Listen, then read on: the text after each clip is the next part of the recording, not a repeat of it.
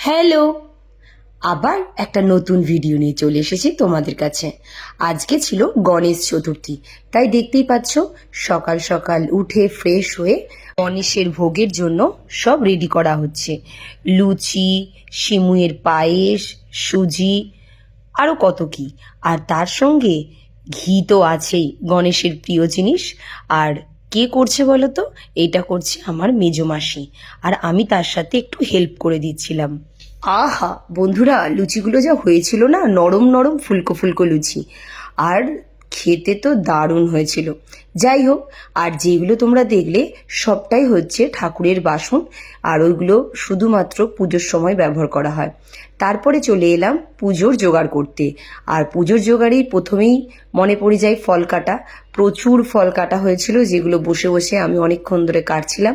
তারপরে তো ঠাকুরের জোগাড় আছেই, সেগুলো সবটাই তোমাদেরকে দেখাবো। এখন আপাতত এই পর্যন্তই, পরের ভিডিওর জন্য তোমাদেরকে ওয়েট করতে হবে। যাই হোক বন্ধুরা, কেমন লাগলো অবশ্যই জানিও। আর ফেসবুক থেকে যদি দেখে থাকো, পেজটা ফলো করে দিও। আর ইউটিউব থেকে যদি দেখে থাকো, তাহলে সাবস্ক্রাইব করে দিও। কমেন্ট করে জানিও কেমন লাগলো আমার ভিডিও।